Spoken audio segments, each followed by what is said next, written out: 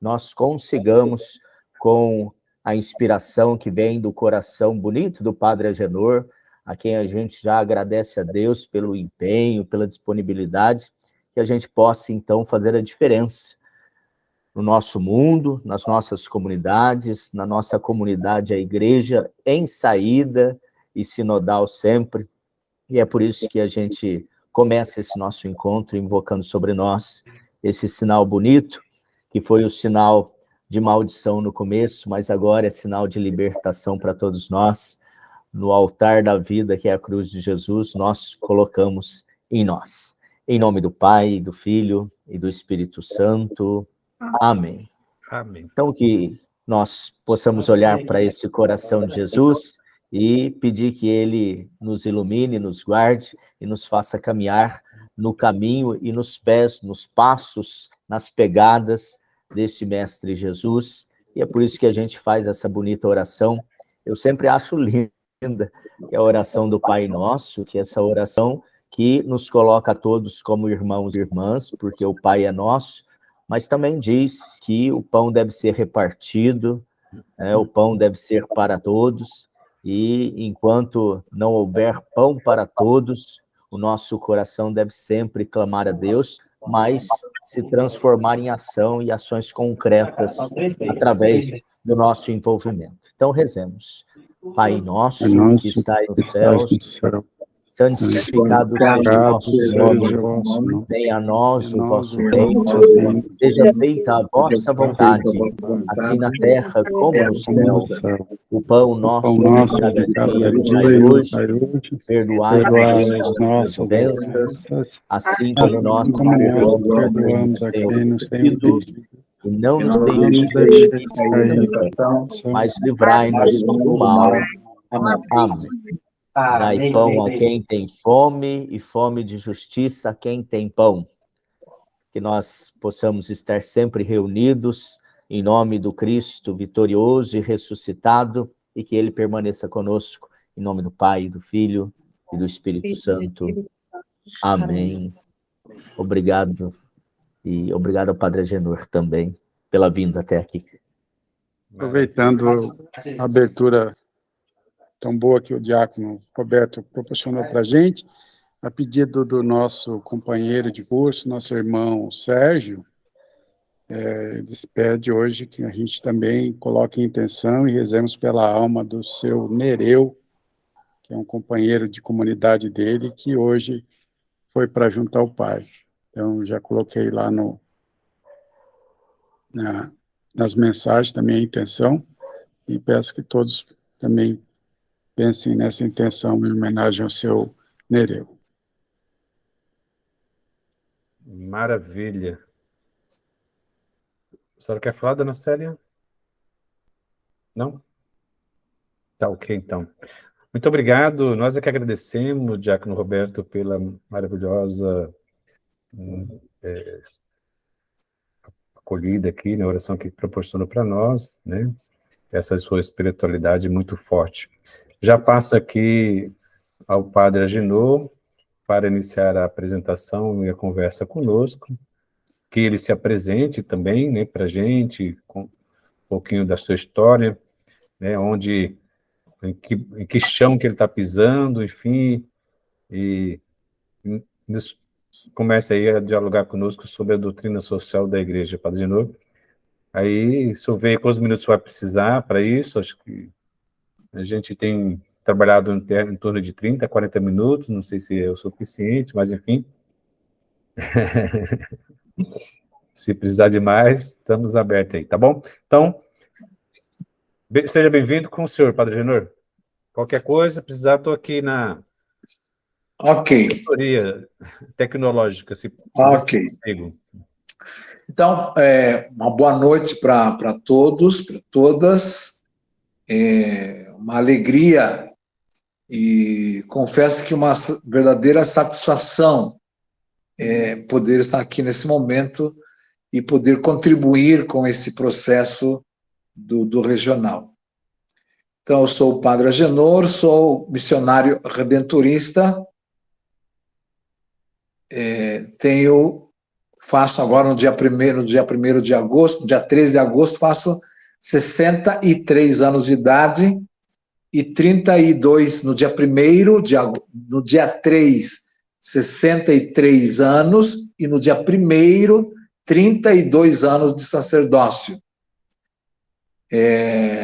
Estou aqui no Mato Grosso do Sul pela segunda vez, estive aqui de 90 a 97, entre Campo Grande e Aquidauana. Depois eu fui transferido e retornei aqui para Campo Grande em 2011. A minha formação básica, como os padres, em princípio, né? Filosofia e teologia, mas eu gostaria de fazer desde já um aspecto, assim, trazer um aspecto interessante. Eu fiz filosofia em Curitiba, e quando fui transferido para São Paulo para fazer teologia, concluí filosofia na USP. Então, eu fiz umas 9 matérias na USP, e tudo isso tem um grande significado. E também fiz teologia na Faculdade de Teologia Nossa Senhora da Assunção, que era o berço, por assim dizer, da teologia da libertação. Então, eu trago isso assim com muito, muito carinho, porque são coisas que ajudam a gente, ou me ajudaram, por assim dizer, a um caminho. Nesse sentido da formação básica, por várias circunstâncias, eu tive a oportunidade de concluir o curso de teologia com os luteranos, anos mais tarde, quase 25 anos depois de padre, né, o meu curso de teologia não era reconhecido, e aí houve, por uma questão de necessidade, e já estando fazendo um estudo lá na ESTE, que é a Faculdade Superior Luterana, acabei concluindo o curso de teologia no aspecto do MEC com os luteranos. Então eu tenho um pouco esse trânsito que eu acho bastante interessante. Depois eu fiz pós-graduação em Doutrina Social da Igreja pela FAJOPA, e também tenho mestrado em Sagrada Escritura pela Faculdade ESTE, que é a faculdade, então, luterana lá em São Leopoldo. É um pouco essa a minha formação. E eu, vindo aqui para Campo Grande, eu tive a oportunidade, eu fui convidado e fui enviado como missionário da Misericórdia em 2016, quando o Papa Francisco convocou, um número muito interessante, convocou 1.070 sacerdotes do mundo todo para receber esse ministério da misericórdia. Então, nesse sentido, eu sou o único redentorista da América Latina, por incrível que pareça, que recebi esse ministério, e, consequentemente, o único de língua portuguesa, né, porque não tinha redentoristas de Portugal lá na época, tinha muitos espanhóis, ucranianos e outros, eslavos em si dos Países Baixos. Eu moro aqui no Parque do Sol, que é a região do Grande Lajeado, né, a região do Anhanduizinho, e vivo um contexto de trabalho com os remanescentes do antigo lixão. Eu digo remanescentes porque o lixão passou a ser tratado pelo Estado como aterro sanitário. E quando houve essa passagem de lixão para aterro sanitário, não é, mais de 800 trabalhadores ficaram sem ter o que comer, porque com o fechamento do lixão e a abertura do aterro sanitário, o material reciclável passou a ter outro tratamento por assim dizer, né? E 90% desses 800 pessoas deixaram de reciclar, ou seja, deixaram de ter o pão nosso de cada dia. Eu trabalho aqui, eu tenho um instituto chamado Instituto Misericórdias Sicut Pater, que eu já vou trabalhar um pouquinho mais sobre essa questão, porque está aí um pouquinho, eu mandei para vocês também como material de leitura, um pouco a questão do Dia Mundial dos Pobres. Então, eu trabalho aqui, esse instituto tem 10 anos, desde 2013, e a partir de 2016, passou a ser chamado, então, de Instituto Misericórdias. Ok, então acho que isso é mais ou menos um pouco da minha formação e de onde que eu estou. Assim, que esse trabalho é feito com a população, mas sobretudo com as crianças, filhos desses catadores. São 60 crianças hoje, e a partir do mês de agosto, 70, por uma questão de exigência aí do CMDCA e também por exigência do território. Muito bem. Eu mandei via Padre Fábio, 3 materiais, né? 3 polígrafos, por assim dizer. O primeiro é a convocação do Papa Francisco para o 7º Dia Mundial dos Pobres, que vai acontecer no dia 19 de novembro de 2023. Um segundo material mais amplo sobre doutrina social da Igreja, e um terceiro material com algumas perguntas, 14 perguntas sobre doutrina social da Igreja.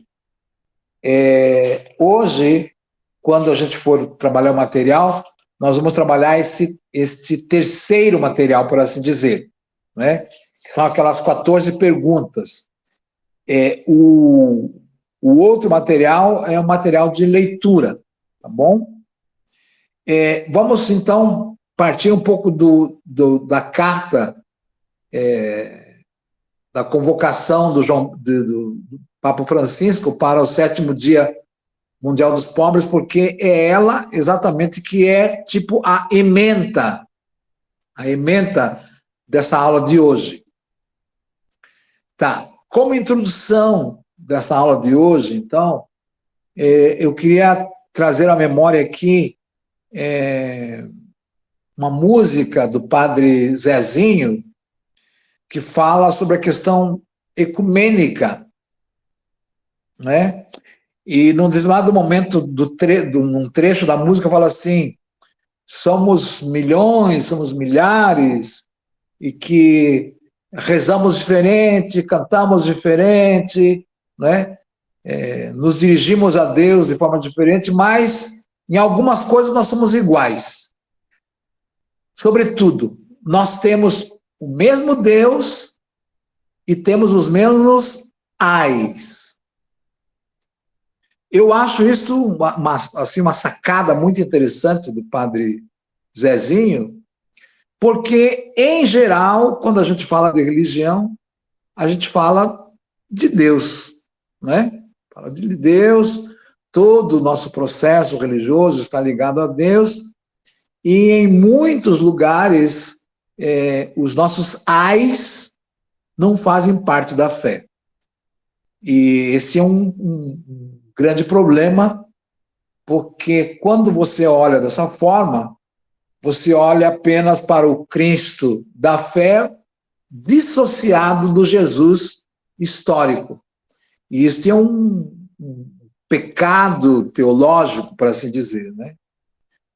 Porque você não pode, evidentemente, dissociar esse movimento, né? Dissociar o Cristo da fé do Jesus histórico, não é? Eles não são caixas diferentes. Um não é quadrado e outro é redondo, que não se encaixa.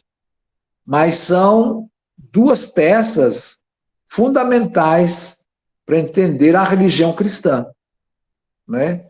Se você não consegue fazer essa conexão entre o Jesus histórico e o Cristo da fé, você deixa de ser cristão, porque não existe cristianismo de uma parte, né? Não existe cristianismo só do Jesus histórico ou cristianismo só do Cristo da fé. Se você tem uma dificuldade, seja ela lá qual for, né, para fazer essa conexão, então você não vai entender essa mensagem tão bonita e simples do Padre Zezinho, não é? Que temos o mesmo Deus e os mesmos ais. Aliás, quando você fala de ais, não é? Dependendo do formato dessa tua fala, você pode vir a sofrer, né, na igreja, porque a sua fala não é compreendida. Ok. Então, falando da convocação para o 7º Dia Mundial dos Pobres, que é um pouco a ementa da fala de hoje. O Dia Mundial dos Pobres nasce de 2 documentos do Papa Francisco. Um documento que convoca o Ano da Misericórdia e outro documento que encerra o Ano da Misericórdia. O documento que abre o Ano da Misericórdia chama Misericordias Vultus. Misericordias Vultus. E quando você coloca esse documento lá no liquidificador, ele quer dizer que Jesus é o rosto da misericórdia de Deus. Então, quando eu olho para Jesus, eu olho para a misericórdia de Deus. Quando eu falo da misericórdia de Deus, eu falo, então, de Jesus. Então, Jesus é esse misericordias vultus, né? Esse rosto da misericórdia de Deus. E para encerrar o Ano da Misericórdia, o Papa escreveu um segundo documento chamado Misericordia et Misera. Misericórdia et Misera. Esse Misericórdia e Mísera é aquela passagem, né, onde as pessoas que estavam lá na igreja, né, no templo, lá rezando, resolvem delatar, acho que essa é a palavra, né? Resolvem delatar para Jesus que havia ali uma senhora em situação de pecado, ou pecando, não é? E aí, pergunto para Jesus, o que você tem a dizer, o que você tem, já que você é o Messias, o que você tem a dizer para essa senhora? E Jesus passa a escrever, a rabiscar ali no chão, algumas coisas, não é? Tipo assim, diácono que fez a reza, lembra aquele dia que você foi viajar lá em São Paulo? Que você viajou lá em São Paulo, lembra? Ou, escrevendo lá, Padre Agenor, lembra aquele dia que você... E foi fazendo uns rabiscados ali no chão. E quando ele levanta a cabeça, não é? Não tinha mais ninguém. Não tinha mais ninguém aí. Porque, claro, as pessoas, diante de Jesus, se revelam que as pessoas são de fato, não é? E aí, então, Jesus disse que se alguém tem pecado, né? Se alguém não tem pecado, desculpe, se alguém não tem pecado, que atire a pedra sobre essa mulher. e como ninguém atirou, né? Chama-se ostracismo, né? Jogar a pedra tem esse significado teológico. Extirpar alguém da convivência. Jesus disse, se ninguém tirou a pedra, eu também, né? Não vou atirar a pedra e eu perdoo você de todos os pecados, volte feliz para a tua casa. É um gesto muito forte, muito bonito, porque ela fica aí caída no chão, né? E com isto, com essas palavras de Jesus, ela volta, digamos assim, à dignidade de filha de Deus. Nesse texto, nessa carta, então, de encerramento do Ano da Misericórdia, o Papa Francisco lança a ideia, o pedido de que, então, a partir dessa data do Ano da Misericórdia, a Igreja Católica celebre, no 33º domingo do tempo comum, o Dia Mundial dos Pobres. E aí que vem uma sacada, eu diria, desculpe a expressão, mas a sacada teológica, né, de todo esse contexto, do porquê essa data. Acontece que o 34º domingo do tempo comum é o dia de Cristo Rei do Universo, não é? De Cristo Rei do Universo. Então, o Papa Francisco oferece para a Igreja, digamos assim, a oportunidade de olhar para o Cristo, Rei do Universo, a partir dos caídos, a partir dos feridos. E por isso, então, um domingo antes do final do ano litúrgico, um domingo antes do Cristo Rei do Universo, você celebra o Dia Mundial dos Pobres. Quase que iniciando o advento, né? Quase que iniciando o advento um domingo antes, por assim dizer, do Cristo Rei do Universo. Porque isso é muito explícito, muito claro lá nesse documento. Celebrar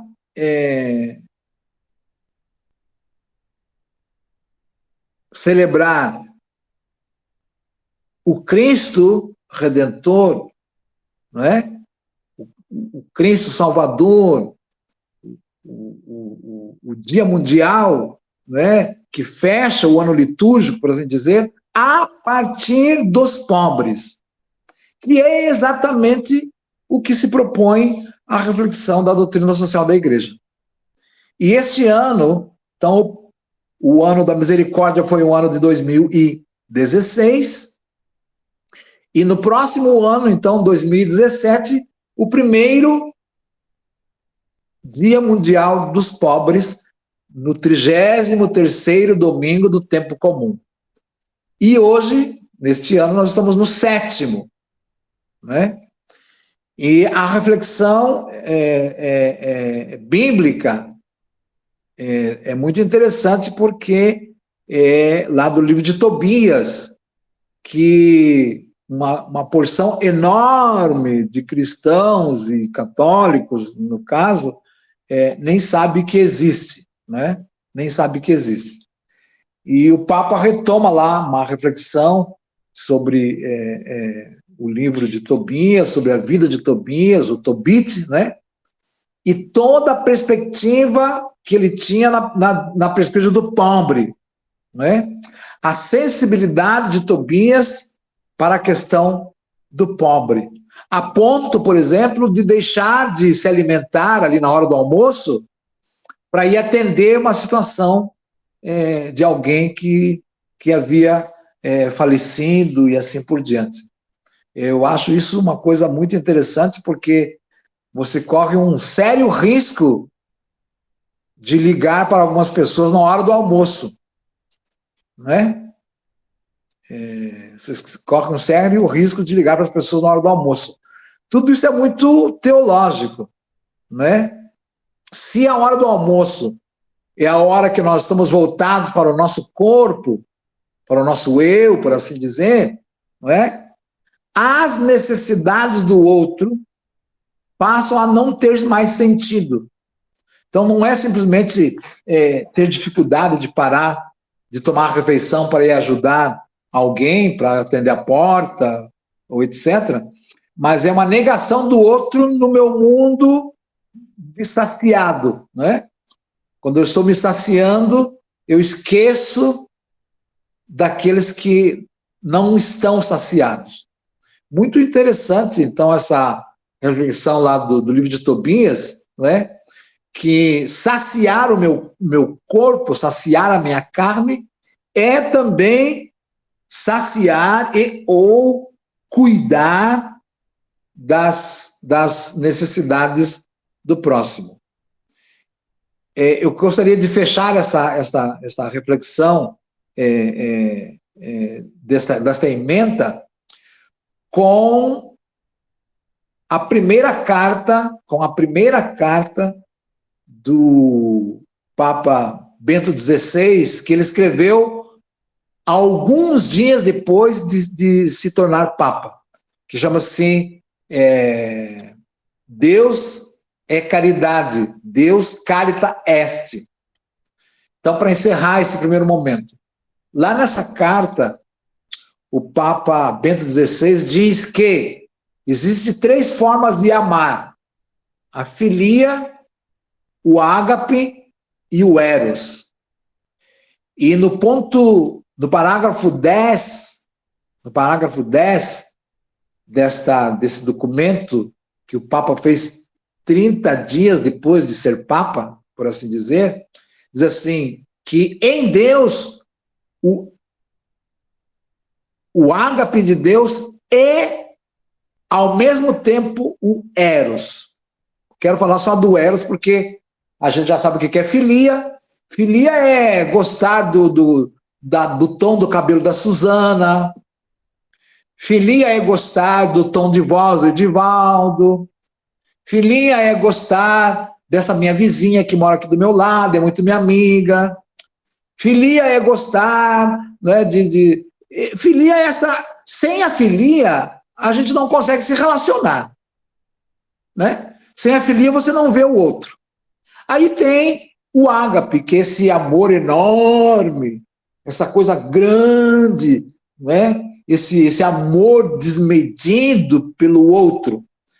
Mas o Papa faz um acento muito interessante sobre o eros. Diz ele, lá no capítulo 10, no parágrafo 10, o eros é amar a carne. Carne. Toca aí no seu braço aí. Toca no seu braço aí. É isso aí, é amar isso. Não é amar o corpo. Não é amar o corpo, é amar a carne. E diz o Papa, que as pessoas dizem que ele é de direita, não é? Diz que é de direita. Diz ele, não se ama ninguém fora da carne. Um cristão verdadeiro só ama quem está na carne. Então, o eros de Deus, pelo humano, é ao mesmo tempo ágape. E a reflexão é da 2 João 4,16. Se você diz que ama a Deus e não ama o teu próximo, você é mentiroso.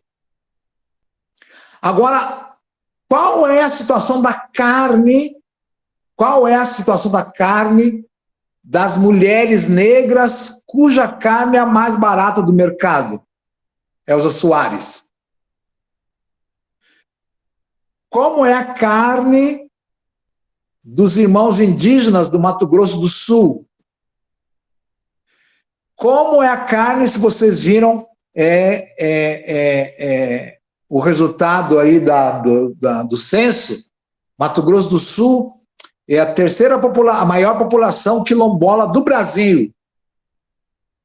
A terceira maior população quilombola do Brasil é no Mato Grosso do Sul. Como é a carne? A carne. Então, claro que alguém pode achar ridículo, por exemplo, minhas homilias, mas você já pensou que você está celebrando a missa e vai dar a comunhão para alguém e você vê que a pessoa não tem dentes, olha, isso me rasga. Ou que alguém estende a mão, né, e você vê ali os calos sofrendo. Ou quando eu abraço alguma das nossas crianças aqui e eu percebo que elas lavam o cabelo com sabão de pedra, né? Essa é a carne. Diz o Papa, e com isso eu encerro essa ementa da doutrina social da igreja. Se você não ama a carne do outro e diz que ama a Deus, você é mentiroso.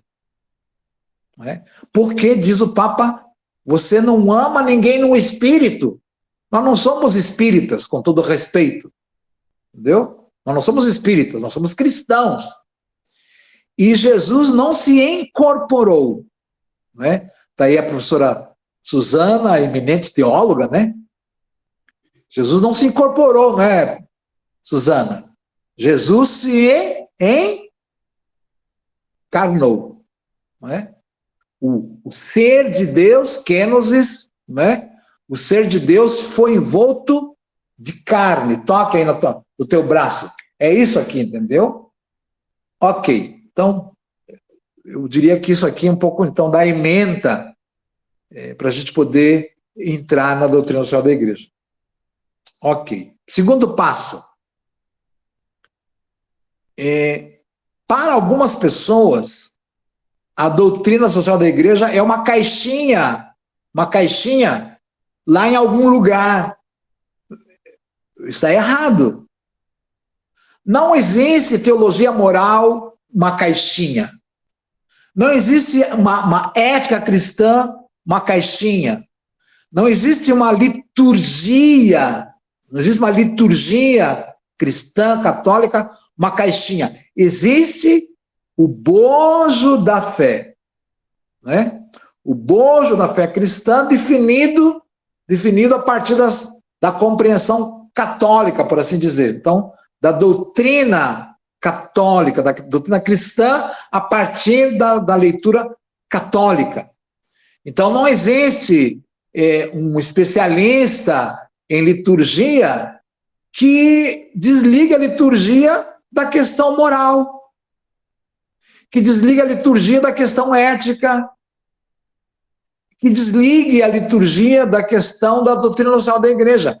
E nem tampouco alguém que seja da doutrina social da igreja que desligue a doutrina da liturgia. Seria uma monstruosidade. Ou seja, quando eu falo de doutrina social da igreja, eu estou falando da doutrina da igreja, de uma totalidade da fé.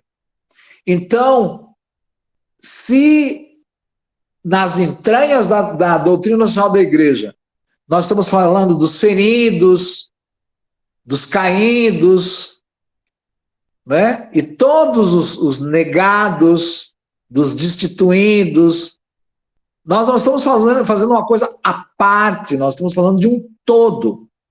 Então, a doutrina social da igreja não é uma parte, a doutrina social da igreja é um todo. E a base da doutrina social da igreja é o evangelho, né? É o evangelho. Sem o evangelho, né? Sem esse agir desse Cristo que é o rosto da misericórdia do Pai, né? Sem esse evangelho, não existe igreja, não existe liturgia, não existe moral, não existe ética, não existe antropologia cristã, não existe eclesiologia, não existe soteriologia. Sem a palavra não tem sentido, porque é através da palavra que nós conhecemos, né, o rosto do Pai revelado por Jesus. Então, a doutrina social da igreja não é uma gavetinha, não é uma coisa separada, é um aspecto do todo. É um jeito de olhar o todo, não é? Alguém gostaria de fazer algum comentário? Fique à vontade, por favor.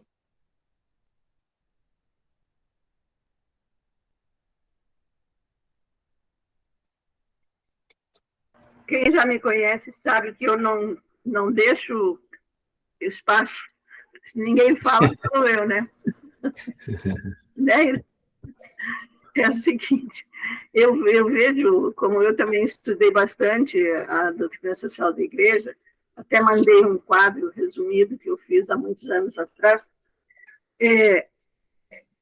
eu fico indignada quando eu vejo pessoas de movimento, de ação permanente, de missa diária, de todas essas coiseiras, que não encontra motivação para querer que a doutrina social da igreja seja vivida por cada um. Até quando eu faço formação de catequistas, agora estou um pouco afastada, mas estou na ECAD, ainda agora em agosto vou retomar as aulas. Quando a gente faz formação de catequista e diz que isso é a dimensão mais importante da catequese, todo mundo fica revoltado. Eu já sei que me chamam de comunista e outras coisas parecidas. Pois é, Padre Agenor. Eu imagino o senhor como que lida com isso, mas eu fico preocupada como que as pessoas não conseguem entender a grandeza da doutrina social da igreja como a parte mais real do evangelho. É a doutrina social da igreja que faz o evangelho ser vivido e ser percebido. É por isso que me parece que está diminuindo a quantidade de católicos, porque não dá para entender uma incoerência, uma hipocrisia, né? Jesus chama muita gente de hipócrita, mas aqui a gente vê essa incoerência de não fazer ligação entre a fé professada e a fé vivida. Eu fico muito triste. E aí, às vezes, eu me empolgo e fico...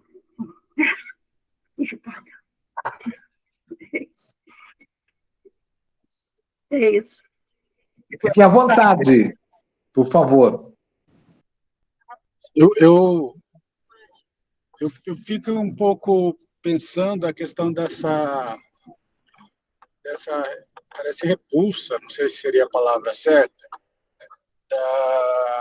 de parte, né, dos cristãos, de parte da igreja, né, quando se fala em DSI, Doutrina Social da Igreja. Já associam muito a questão da teologia da libertação, que também estão fazendo com as comunidades de base, né, essa associação de que é de esquerda, que é contra, que não é boa, e por esse sentido que está indo. Mas a gente vê que parte também muito dessa questão do cristão, do leigo, que está ali sentado no banco de igreja, que frequenta os movimentos, algumas mensagens que vêm do clero nesse sentido também, né? Então fica um pouco complicado essa situação, no meu entender.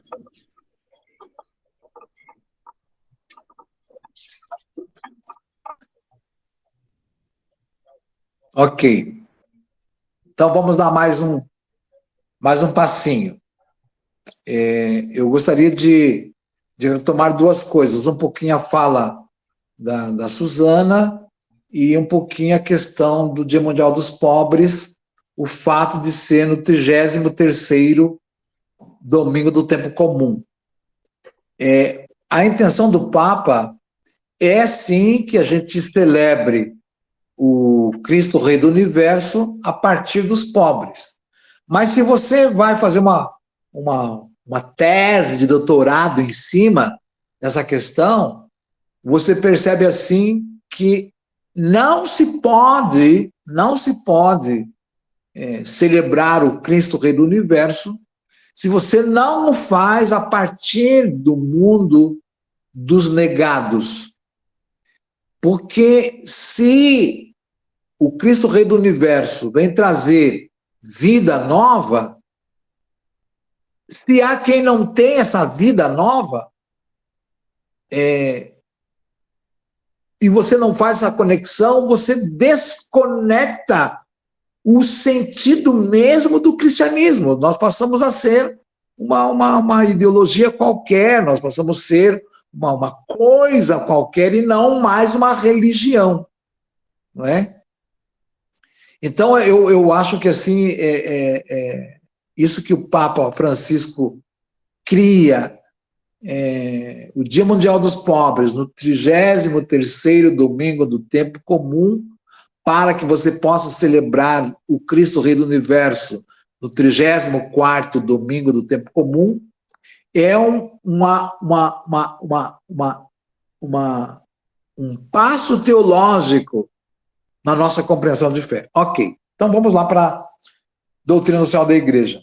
Alguns falam assim, o Papa Francisco, que ele é comunista, ou a Susana, que é comunista, ou a irmã Joana, lá com os indígenas, ela é comunista, ou esse tal de Edivaldo aí, ou assim por diante. Veja, então, a doutrina social da Igreja, ela já existe desde o Evangelho.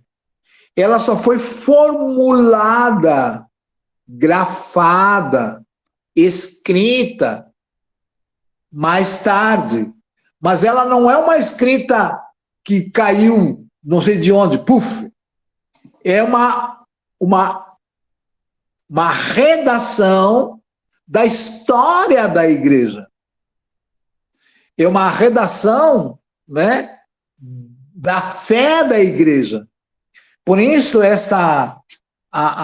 o primeiro documento, desde o primeiro documento das encíclicas sociais, desde a primeira até a última, são 13 documentos. São 13 documentos, e veja que o primeiro documento é lá em 1991, no início dos anos 1900. Então, ela tem 100 anos de redação. 1891. Desculpe, eu só errei por 100 anos.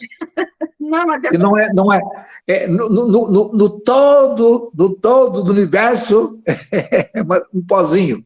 Mas então, sim, 1890, veja, o que está acontecendo aí? Nós estamos na exacerbação da questão do proletariado, da fome, das indústrias, daquele processo da mercantilização, da estrutura mesma do capital, né? Da estrutura mesmo do capital, na questão patrão, empregado, indústrias, toda essa problemática que isso vem gerando, né? E aí, então, já bem antes da Revolução Marxista, da Revolução Bolchevique, por assim dizer, não é? Você tem o Papa que fala das coisas novas. Aí, se você, para muitas pessoas que ficam só lá no título, fala assim, sim, o Papa está falando das coisas novas da Igreja, que agora a Igreja vai ter que começar a fazer, que não existiam antes. Não, das coisas novas da realidade, né? O título não é da doutrina nova da Igreja, mas é uma fala, um escrito das coisas novas que estavam ali acontecendo, da nova situação. Ou seja, é um olhar da Igreja para a realidade, né? Então, essa carta, chamada Rerum Novarum, de Leão XIII, não é só uma corrida atrás, porque, claro, quem critica, né, eu sei que tem muitas pessoas que criticam assim, sim, é porque a igreja estava perdendo o proletariado, a igreja estava perdendo os fiéis, e daí correu atrás. Tudo bem as considerações. O fato é, a carta é uma reflexão sobre as coisas novas que estão acontecendo, né, com essa mudança que o capital estava incidindo na vida das pessoas de uma forma tão contundente que não existia daquele formato antes.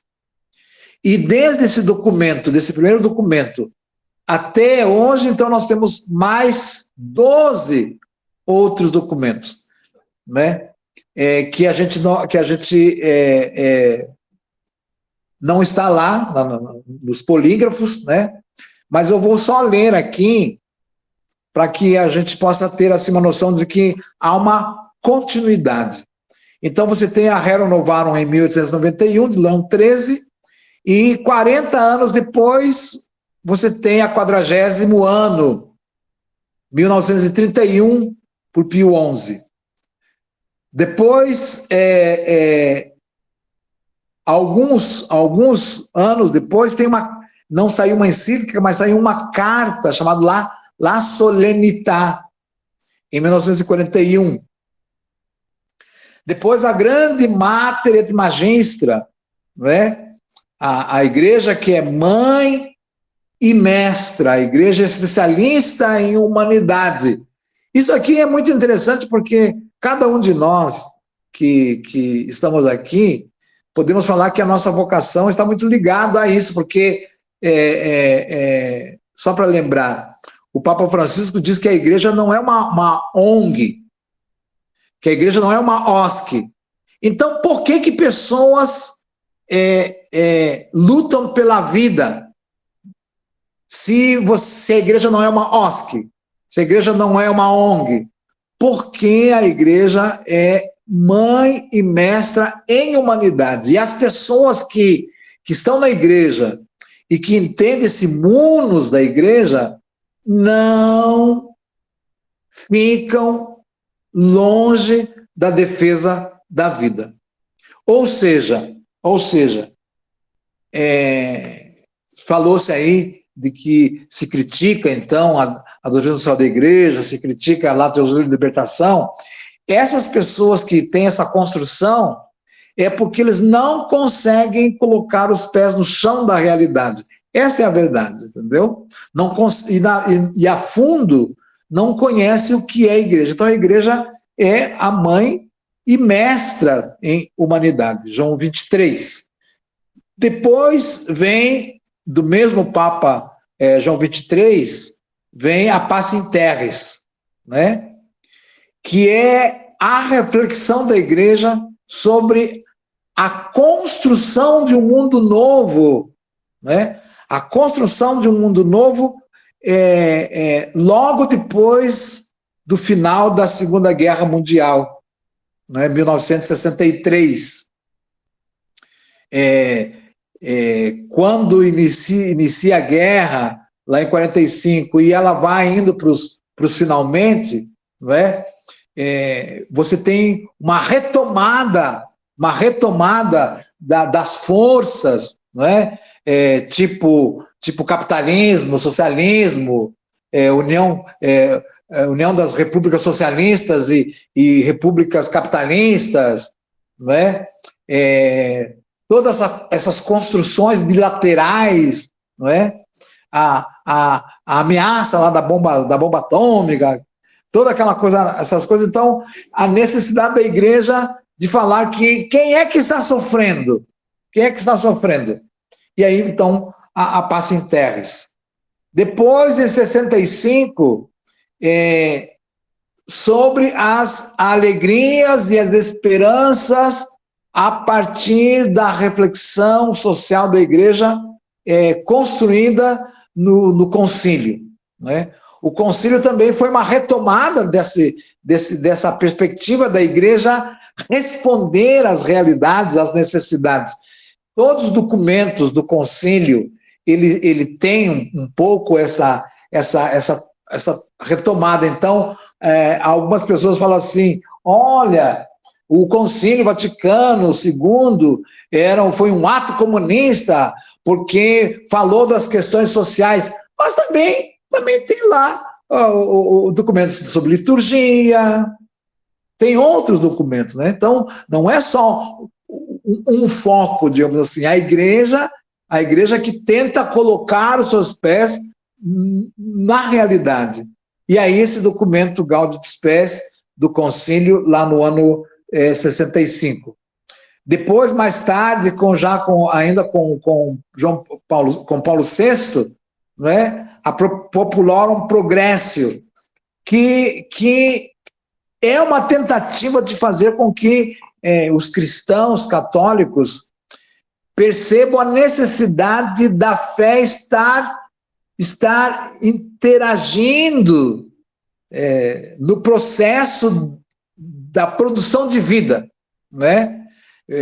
Quando o evangelho sai dessa construção da vida, a vida perde. Então, você tem que inserir, digamos assim, a fé aí nessa questão, não só do ponto de vista moralista, por assim dizer, não é? Ou como hoje a gente percebe, né, através da liturgia, das roupas, dos excessos litúrgicos, digamos assim, né, essa presença da igreja. A gente sabe hoje, por exemplo, né, que tem aquele filósofo lá, o polonês, o Bauman, que fala dessa realidade líquida, né, de que todas as estruturas se desconstruíram. Então, um grupo da igreja tenta reconstruir a igreja a partir de paradigmas ultrapassados. Por isso que você tem esse paralelo tão forte, não é? Padres novos de barrete, padres novos com todas aquelas roupas pré-concílio. E aí, qual é a compreensão que eles têm? Eles têm a compreensão que todas as coisas estão desconstruídas, que não tem mais autoridade. Então, como é que eles refazem isto? Não é? E a primeira parte da reflexão está correta, porque o próprio Bauman, né, ele fala dessa realidade líquida, né? Todas as estruturas estão no mesmo nível, por assim dizer. Então, ao invés, e diante dessa situação, essa reação trazendo uma estrutura pré-vaticana. E aí, então, essa necessidade da liturgia, esses padres de chapéu, barrete, isso, aquilo, essas liturgias intermináveis, essas coisas enfadonhas todas, trazendo aquele tempo, digamos, na compreensão deles, das estruturas áureas da igreja. Então, veja, se você tem uma leitura errada, você tem um remédio errado. Se você faz um diagnóstico errado, o remédio vai ser errado. Então, esse Populorum Progressio traz essa perspectiva de que você tem que olhar para a realidade, lembrar bem assim do que o Papa Paulo VI disse, né? De olhar os sinais dos tempos. E dentro desse conjunto dos sinais dos tempos, então, ler a fé. Depois, a 80ª Advenias, também de Paulo VI, já em 1970, 80 anos depois da primeira carta, né? É uma releitura daquela postura, trazer de novo, e a gente sempre tem que estar fazendo isto, puxando de novo, trazendo as pessoas para a realidade. Paulo VI, em 1971. Já com João Paulo II, que a gente diz assim, não, João Paulo II foi um papa conservador, verdade, mas a doutrina não é do papa, a doutrina é da igreja. Por isso você tem com João Paulo II ali a Laborem Exercens, né? a questão da importância de ver o trabalho como chave da questão social. Não é interessante que o capital vê a economia, o trabalho, a produção como chave de leitura da sociedade? João Paulo II diz que o trabalho é chave para compreender a questão social, né? Essa questão da distribuição das perdas, da retenção do lucro, não é? Porque o capital ele se manifesta de várias formas e, sobretudo, nisto. O que é o capital? O capital é a distribuição das perdas, as perdas são distribuídas e os lucros são retidos, não é? E na reflexão marxista, né, essa carne é ela que produz, é ela que faz o produto, né? Quando eu produzo alguma coisa, lá na reflexão marxista, quando eu produzo alguma coisa, eu tiro daqui da carne e coloco lá no produto.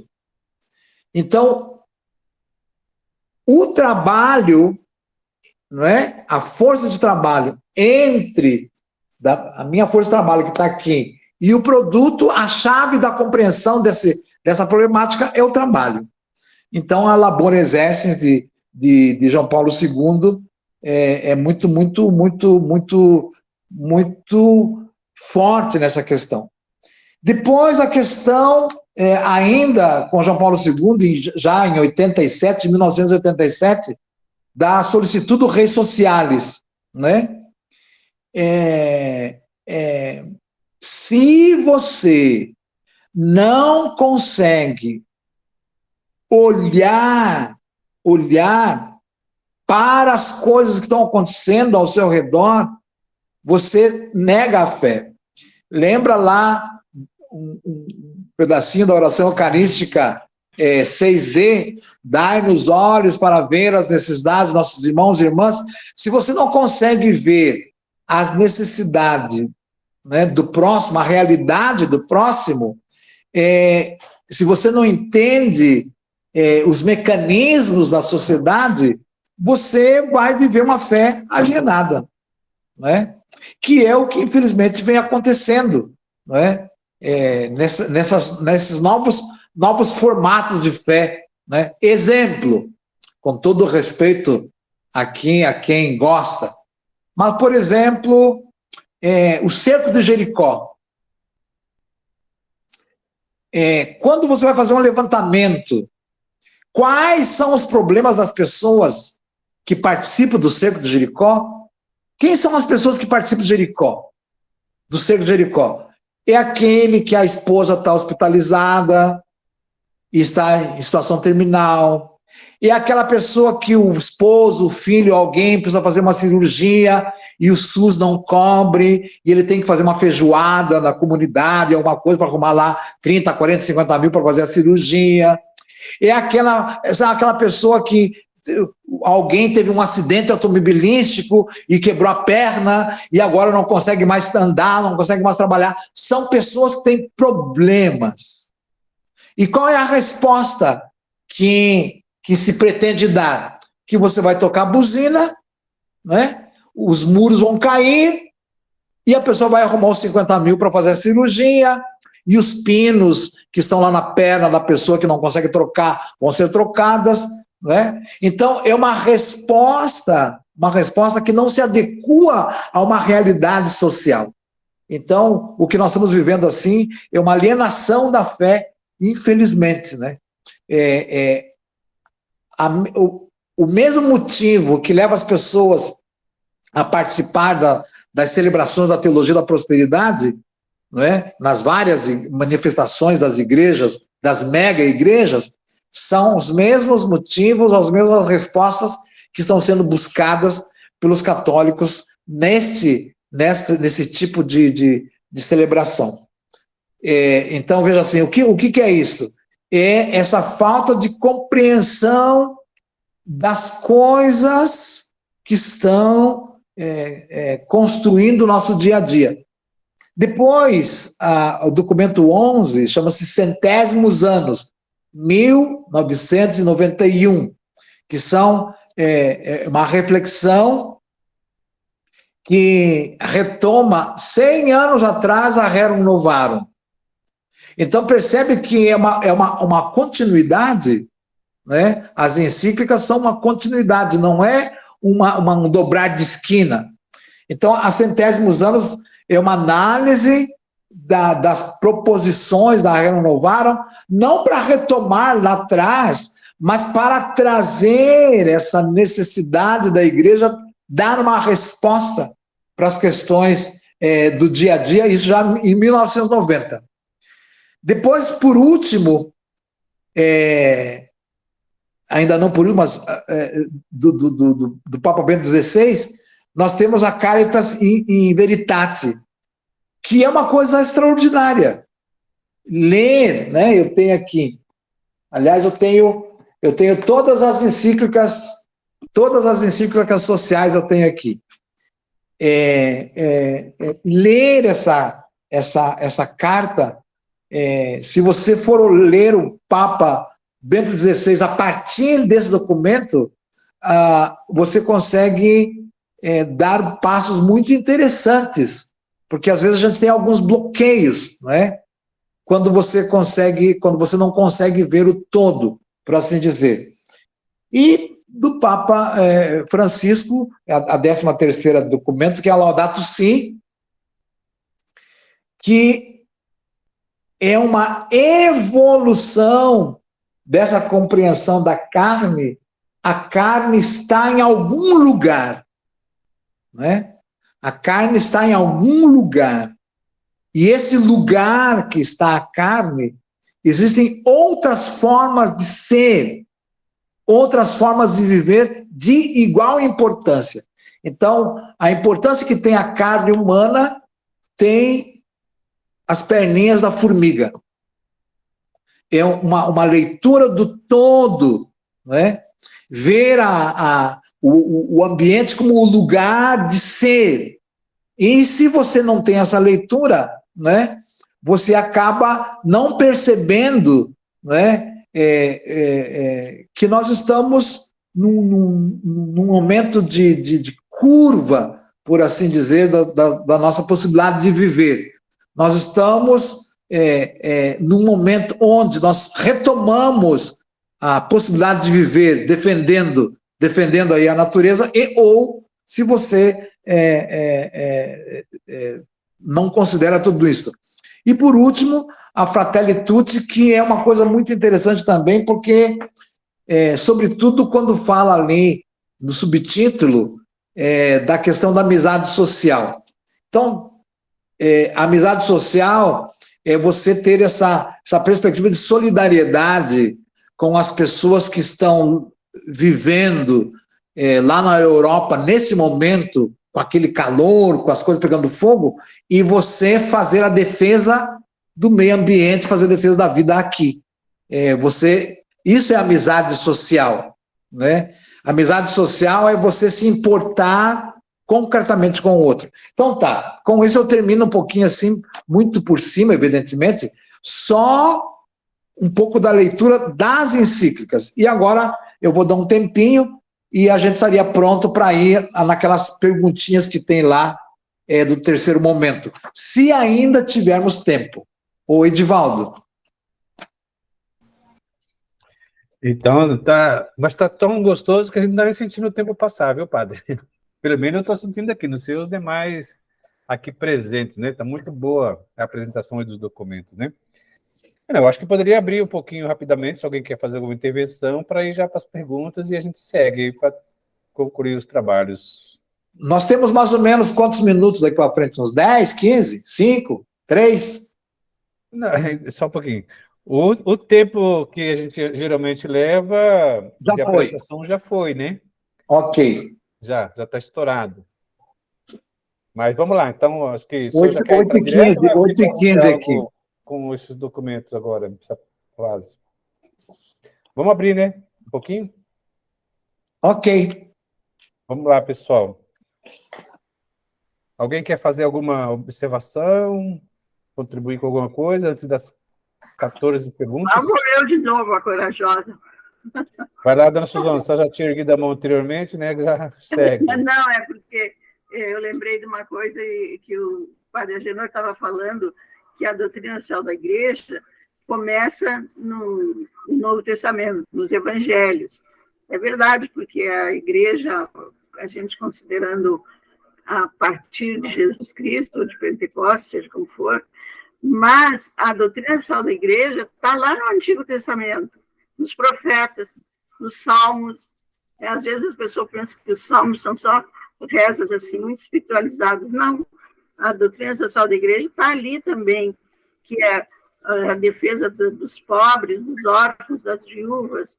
Então, é só para lembrar isso, que é mesmo antes do Evangelho, antes disso, já tinha o povo de Deus, de onde depois foi surgir a igreja, e que nós conhecemos hoje, já tinha noção do que era a doutrina social. Certo. Mais alguém?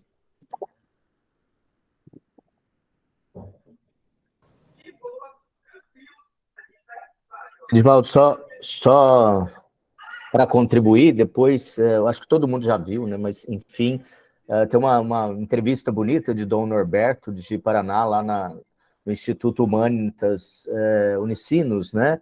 E eu lembrei, porque Padre Agenor se referiu a esse modelo de igreja, e Dom Norberto Foster diz muito isso, que ele é muito próximo das pessoas, né? Um pastor com cheiro de ovelhas de verdade, que até assusta né, para quem viu a entrevista, enfim, e ele fala muito disso, que lá em Paraná, onde, né, tá a problemática toda e a dificuldade para visitar toda a diocese, e ele falou assim, nós temos os padres novos aqui que até fogem de mim.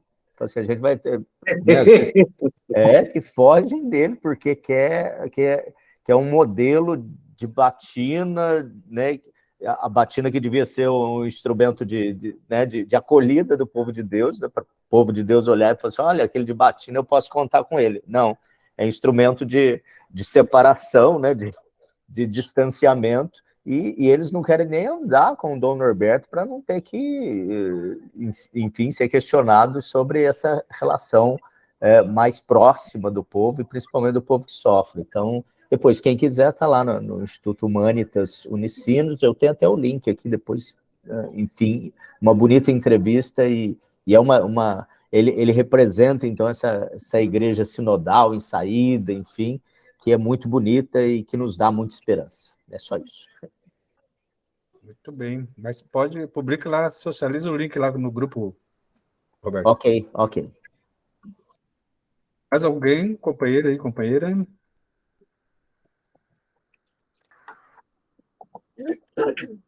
Padre Agenor, então, irmã Joana. É bem instigante, né? Estudar essas coisas, porque realmente, né, não dá para a gente falar do Evangelho e ficar só nas celebrações, né? E realmente a gente não ser isso, né, junto às pessoas, aquele que é o protagonista mesmo do Evangelho, né? Aqueles que são os olhos de Deus, que são os pobres, né? Então, eu fico, assim, muito indignada, né, que a nossa igreja, ela... Não é que a nossa igreja é linda, né? Os conteúdos, os documentos que a gente tem, mas as oportunidades que a gente tem para estudar isso, né? As pessoas perdem essas oportunidades, né? Então, como a gente realmente, eu fico assim pensando, como a gente cativar as pessoas para de fato olhar para esses documentos da igreja, eles se fazerem presente nas nossas catequeses, né, para que elas possam realmente ser fermento na massa, né? porque essa igreja de Jesus Cristo, ela é comprometedora, né? Então, e aí, na aula passada que a gente teve com o padre Adriano, ele colocando a realidade dos padres, e a gente sente muito forte esse clericalismo na igreja, né? A gente vê, eu vivendo aqui nessa comunidade pequena, a gente percebe assim, o quanto o povo só é domingueiro, né? Então, a gente tenta estar presente nos conselhos, né? Nas reuniões aqui da equipe, participar das reuniões de câmara, né? Dar esse olhar um pouco assim, mas a gente fica sendo olhado mesmo assim, né? Meio de lado, né? Então, eu convidei algumas pessoas mesmo daqui para participar, se eu chamo, vem, se eu não chamo, não vem, né? Então, assim, eu fico assim, nossa, como é distante, como é difícil, assim, se comprometer, né? É muito mais fácil rezar 1000 Ave Maria, ficar ali um meio-dia, eu falo, Nossa Senhora deve estar com o ouvido doendo já dessas petição aí. A gente tem que botar a mão na massa, né, e fazer alguma coisa, ir ao encontro daqueles que estão afastados, né, escutar as pessoas, né. Então, assim, aquela preocupação de salvação, né, não sei salvação do quê, porque a vida do pobre ali, a fome continua, né. Então, é um pouco assim, a gente ouvindo isso, os documentos ricos da igreja, a gente olha, nossa, como a gente poderia ser melhor, né? Como cristão. Eu gostaria de servir um pouquinho. Agora, padre, vamos ouvir o Cláudio, depois o senhor já... Ok, só para a gente fechar, né? Ok. Isso. Cláudio, Marciano, vamos lá, meu querido. Olá, boa noite. Seja bem-vindo, boa noite. De onde tu fala, homem? Bom, eu vou tentar ser bem rápido. Vou até pedir uma desculpa para o Roberto e para o Rabelati. Eu vou contar uma situação para vocês que aconteceu logo depois da aula, da última aula que a gente teve. Depois da última aula, logo depois a gente teve o encontro da escola teológica aqui. E aí a gente teve uma discussão que tem a ver com aquilo que a gente falava antes, mas também com isso que o Padre Agenor está trazendo aqui para nós. Uma discussão até um pouco rudimentar, vamos dizer assim, sobre a questão do comportamento de crianças dentro da missa. E aí, assim, a gente tem que acolher todo mundo, não apenas nessa ação que é proposta pela doutrina social da igreja, mas também no acolhimento do dia a dia, das celebrações, enfim, tudo isso, né? Cara, infelizmente a gente se deparou com uma realidade onde as pessoas estavam reclamando que queria que as crianças fossem robozinhos dentro da missa. Sabe assim, que aonde já se viu levar brinquedo para uma celebração, aonde já se viu as crianças ficar correndo para lá e para cá, que em tal lugar as crianças ficam todas sentadinhas, que em tal lugar faz isso, que em tal lugar faz aquilo. Eu acho que assim, como a irmã falou, eu acho que para além de um clericalismo, o que a gente vive hoje é a pouca natureza humana, na verdade, de entender o próximo, porque a gente só estende a mão para outra pessoa, ou só se predispõe a estender a mão para outra pessoa, a hora que ela entende, a hora que a gente entende que ela é tão humana quanto nós, que ela faz parte dessa realidade, sabe? E assim, infelizmente a gente vê pela riqueza do conteúdo, eu só estou trazendo para elencar porque eu acho que é importante pontuar essa realidade que foi trazida. Mas, assim, a gente vê pela questão dos documentos da igreja e sem nenhum juízo de querer julgar ninguém, mas eu acredito que a gente vê, assim, quanta oportunidade que quanta gente da igreja poderia estar aqui participando nesse momento, desfrutando do conhecimento do Padre Agenor, desfrutando dessa relação, convivência, e que, infelizmente, de repente, são barreiras que nós vamos ter que passar depois para tentar levar para essas pessoas que, de repente, cada um tem no seu sentimento, cada um tem no seu pensamento. De repente, poderia estar aqui para ouvir, para saber, para transmitir. E, assim, infelizmente, depois a gente tem outra barreira para transpor, que é levar para essas pessoas, que já deveriam estar aqui, mas a gente sabe que depois vai ser muito difícil levar também para romper esses pensamentos que são bem contraditórios dentro da própria igreja. Ok. Eu proponho apenas como leitura, eu acho que aí a gente pode até ir finalizando, ali naquelas questões lá das perguntas, a número 5 diz assim, quais os demais princípios da doutrina social da igreja? Eu acho que isso é uma coisa que, por causa do tempo, mas que a gente não pode esquecer, né? A doutrina social da igreja tem 5 princípios. Tem os valores, né? Tem vários elementos. Mas eu gostaria de fechar aqui, ao menos então, com essa questão dos 5 princípios. E a gente pode ler ali no polígrafo, se vocês puderem, tem aí como acompanhar, se quiserem, eu vou fazer uma leitura e daí faço um comentário geral e a gente vai concluindo. Pode ser assim, Edvaldo? Pode ser. Ok. Então, lá diz assim, a doutrina social da igreja ainda contempla os seguintes princípios fundamentais, dentre outros que lhes são submetidos. Primeiro, o princípio do bem comum. Então, polegar, né? Princípio do bem comum, que são o conjunto de condições sociais que permitem ao indivíduo e à comunidade atingir a própria perfeição. Deus criou todas as coisas. E depois que ele viu que todas as coisas são boas, diz a Sagrada Escritura, criou o homem e a mulher, mulher e homem os criou, diz o texto. Ou seja, que Deus criou o homem e a mulher e o homem, somente depois que criou todas as condições.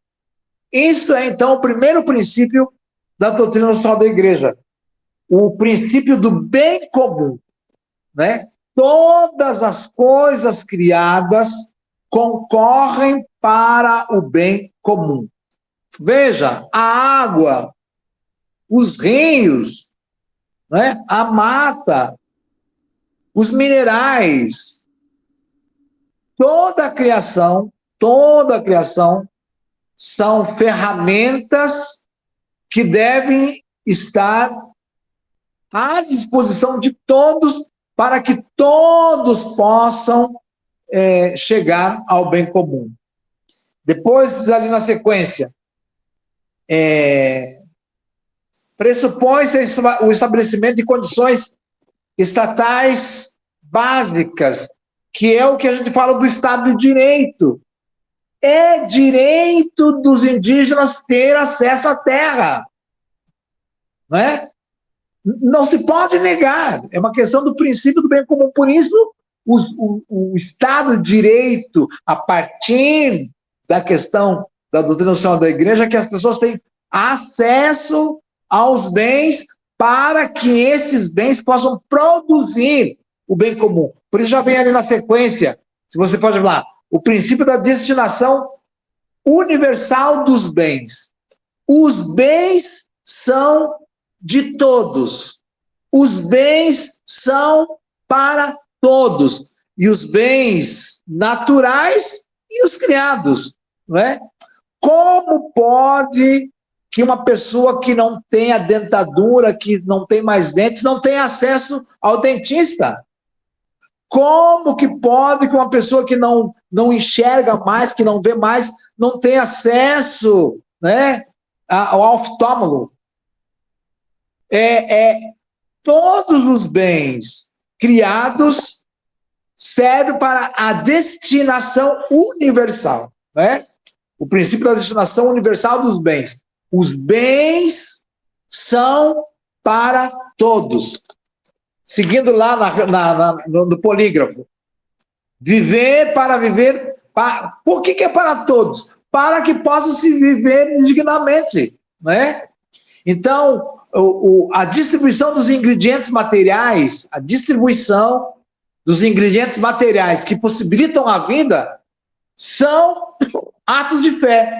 a defender que todo mundo tenha acesso aos ingredientes que mantêm a vida é ato de fé. Esse princípio requer um cuidado especial para com os pobres, né? Então, essas pessoas que não têm acesso às condições materiais, aos ingredientes materiais de viver, está lhe sendo negado o direito de viver. Por isso que os pobres, né, são prioritários, por assim dizer. E por anos a Igreja do Brasil colocou isso, né, a opção preferencial para os pobres.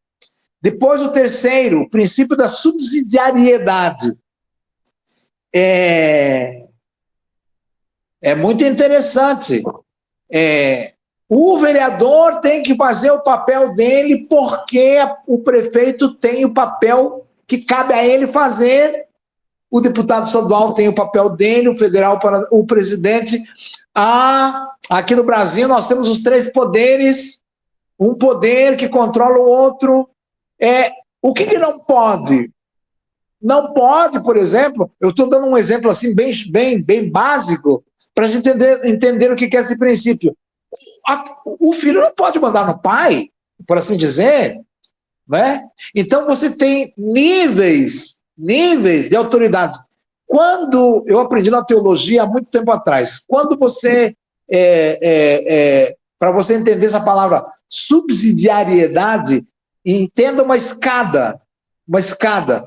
Você tem toda a autoridade no primeiro degrau sem chegar no segundo. Quem está no segundo degrau tem toda a autoridade sem chegar no terceiro. Quem está no terceiro degrau, toda a autoridade sem chegar no quarto. E nesse princípio da subsidiariedade, a sociedade se estrutura de forma equitativa, não de forma igualitária, né?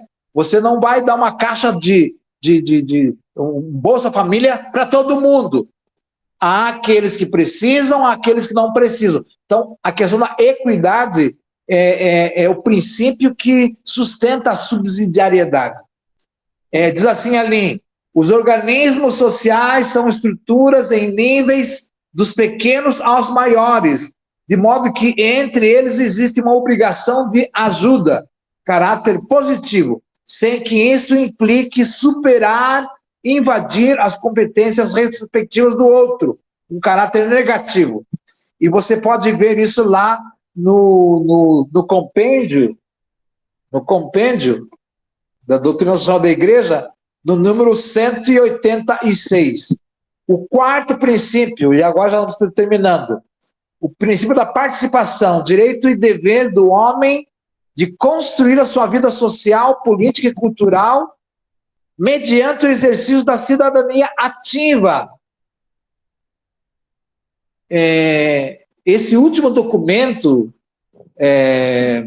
Fratelli Tutti, quando ela se refere à questão da amizade social, esse princípio, se ressalta esse princípio da solidariedade para com o próximo, fazendo aquilo que você tem que fazer, não é? E a gente percebe assim, uma dificuldade, por exemplo, você está procurando um líder, um ativista, um líder comunitário para defender as pessoas lá na sua comunidade. Você pode procurar na catequese, pode procurar lá no grupo de casais, não tem. As pessoas não conseguem mais olhar para o outro a partir do direito, não é? E o último princípio, o quinto princípio dos 5, a questão da solidariedade, né? Nós estamos num tempo de fechamento. As pessoas não conseguem olhar para o próximo e ser solidário com o próximo. Um bom exemplo é esse confronto agora nas eleições, né? Fecho, por exemplo, a gente não consegue nem olhar para o outro, que já tem medo. Eu fui lá em Dourados, no encontro da SEBS, há alguns anos atrás, e saiu uma foto minha, paramentado, no meio dos indígenas que estavam fazendo a oração. Quando eu cheguei aqui em Campo Grande, a senhora que ajudava o instituto aqui falou assim, nós não vamos mais dar o leite para o senhor porque nós não ajudamos padre comunista. Então, a morte da solidariedade, né? A morte da fraternidade. E eu vou terminando por aqui, dado o tempo, né? E ao mesmo tempo que peço desculpas, né, se a gente não conseguiu contribuir, né, com esta reflexão de hoje. Edivaldo? Contribuiu muito, Padre Agenor, muitas provocações aí. Apresentados os princípios, vamos novamente, então, antes de encerrar, abrir para algum esclarecimento, dúvida, alguma intervenção de cada uma e de cada uma. E também já quero colocar aqui o desafio para a espiritualidade a ser encerrada aqui por uma mulher das que estão aqui presentes, já que um homem abriu aqui, que foi o nosso diácono Roberto, né? E agora fecharemos com a espiritualidade tocada por uma mulher aqui. Enquanto vocês vão pensando aí, quem se habilita, intervenções sobre os princípios apresentados pelo Padre Agenor. Eu não quero fazer uma intervenção, mas eu quero dar os parabéns para o Padre Agenor pela participação hoje, muito valiosa, muito boa. Fico triste porque as pessoas que hoje não puderam estar presentes perderam esses ensinamentos e essa vivência, né, de ser cristão, de crer no Cristo, foi passado hoje para nós. Parabéns, Padre, muito obrigado pela contribuição do senhor.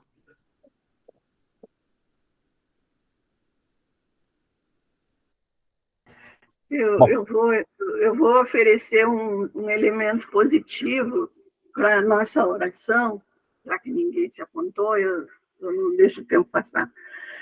Eu hoje fui no supermercado e quando eu ia passando com o carrinho, vinha vindo uma outra senhora de idade. Eu percebi que ela era mais velha que eu. Ela vinha vindo o carrinho e eu olhei para ela e disse, bom dia.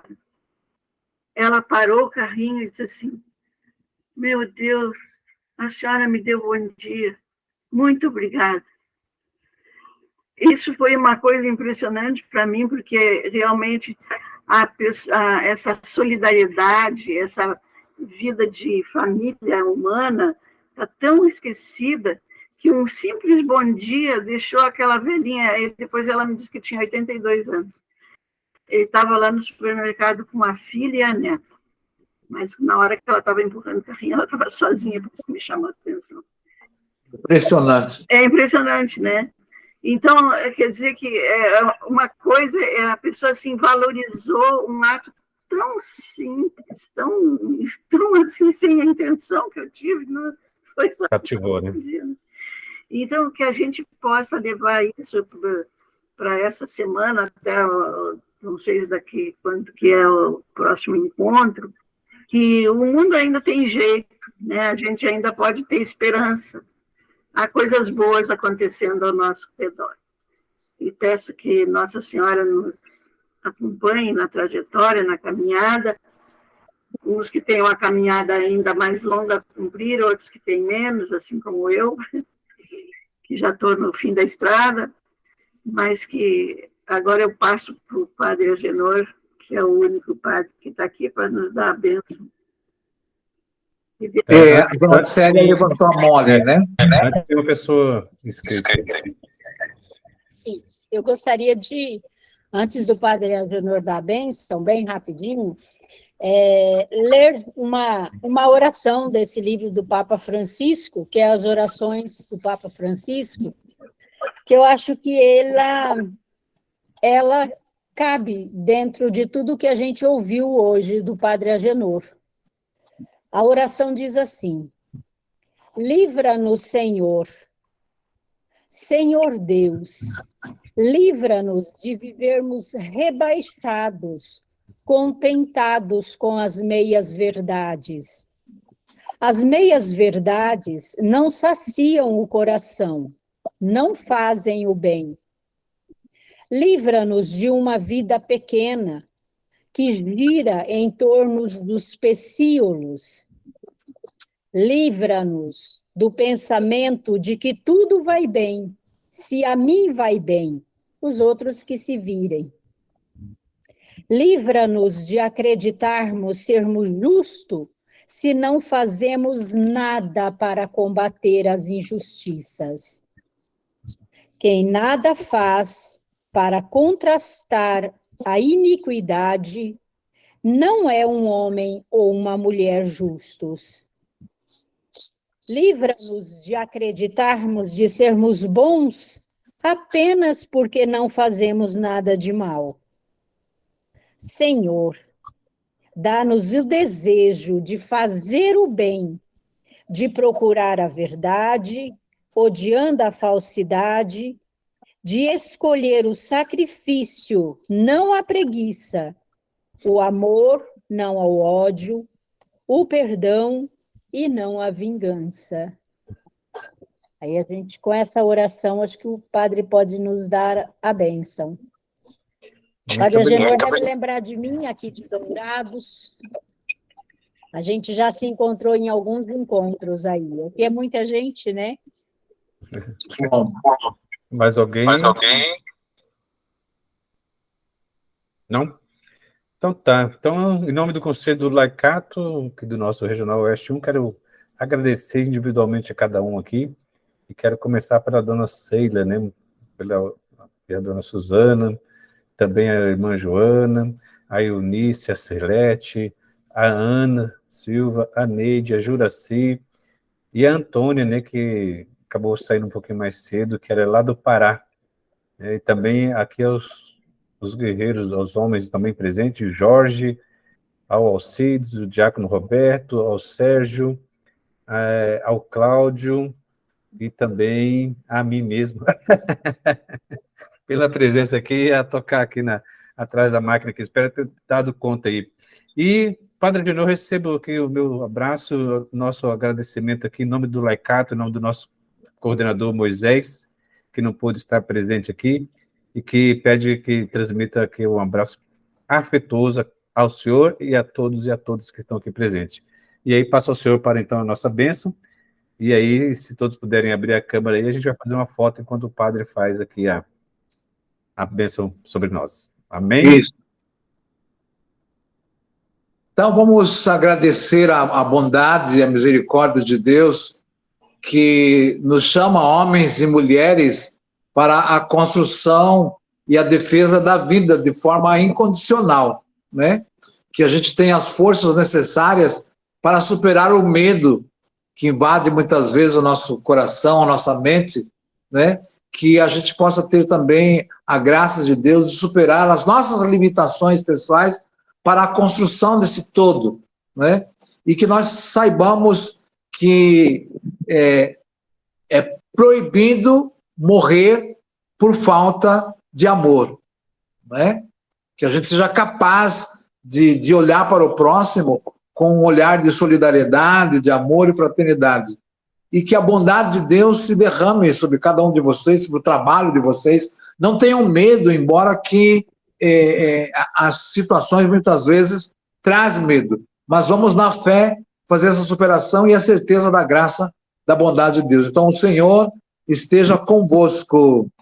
Ele está no meio de nós. E que o carinho de Deus, a misericórdia de Deus desça sobre todos nós, em nome do Pai, do Filho e do Espírito Santo.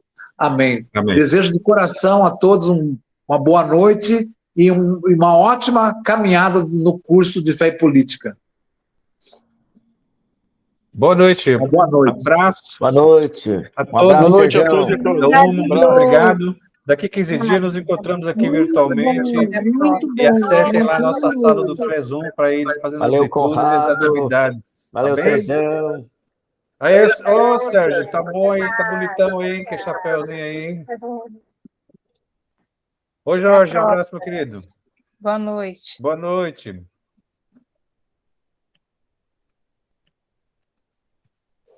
Valeu, muito obrigado.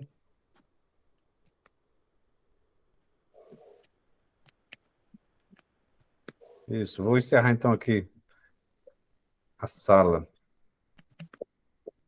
Antes...